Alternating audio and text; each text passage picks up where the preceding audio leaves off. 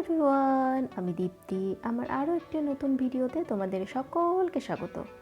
এর আগে তোমরা হয়তো অনেক রকমভাবেই এঁচোড় চিংড়ি খেয়েছো, কিন্তু একবার এইভাবে বানিয়ে দেখো, এর স্বাদ ও ফ্লেভার দুটোই আলাদা হয়।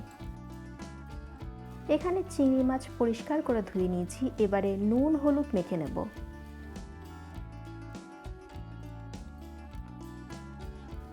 একটি বড় সাইজের আলু পিস পিস করে কেটে নিয়ে নুন হলুদ মেখে নেব। একটি কাঁচা কাঁঠাল বড় বড় করে পিস করে কেটে নিয়েছি। যদিও আমার কাঁঠালটি অতটাও কচি ছিল না। এঁচোড় চিংড়ি বানানোর জন্য তোমরা সবসময় চেষ্টা করবে কচি কাঁঠাল নেওয়ার।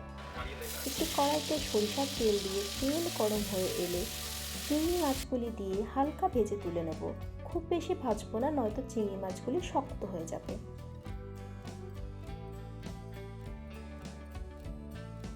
ওই তেলে আলুগুলিকে হালকা ভেজে তুলে নেব।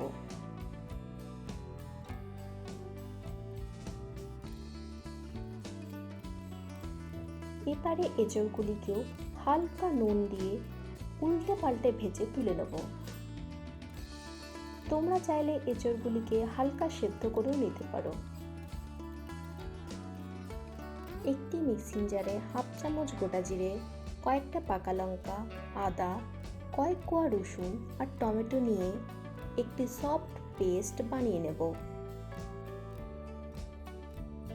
অন্যদিকে কড়াইতে সরিষার তেল দিয়ে ফোড়নে গোটা গরম মশলা, তেজপাতা, শুকনো লঙ্কা, 1/4 চামচ গোটা জিরা দিয়ে দেব। একটি বড় সাইজের পেঁয়াজ কুচি দিয়ে হালকা ভেজে নিয়ে টমেটো কুচি দিয়ে দেব।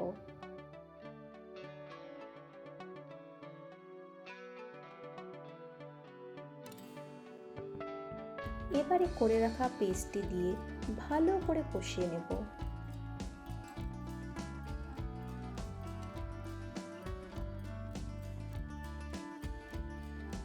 হলুদ গুঁড়ো, ভাজা ধনে জিরে গুঁড়ো, লাল লঙ্কার গুঁড়ো দিয়ে আবারও একটু কষিয়ে নেব।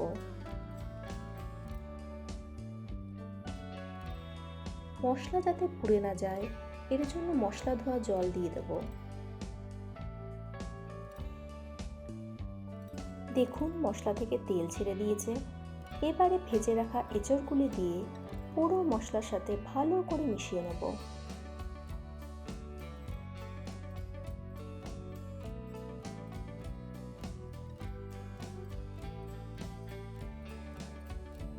এবারে ভেজে রাখা আলুগুলি দিয়ে দেব।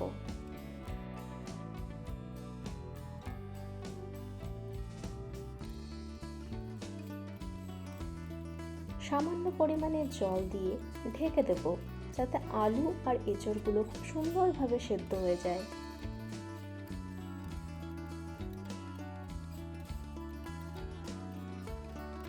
দেখুন, এতক্ষণে এঁচোড় ও আলু দুটোই খুব সুন্দরভাবে সেদ্ধ হয়ে গেছে।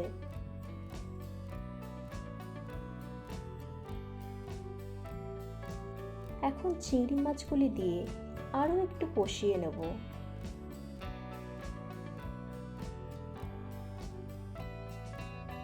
এবারে ফুটন্ত গরম জল অ্যাড করে দেব। তোমরা যে যেরকম ঝোল রাখতে চাও সেই হিসেবে জল দেবে।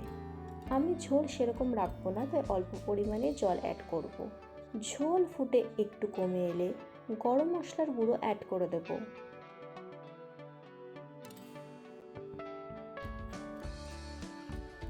সবার শেষে ঘি ছড়িয়ে নামিয়ে নেব। তৈরি আমাদের দারুণ ফ্লেভারের এঁচোড় চিংড়ি। ভিডিওটি ভালো লাগলে লাইক করে চ্যানেলটিকে সাবস্ক্রাইব করে দিও।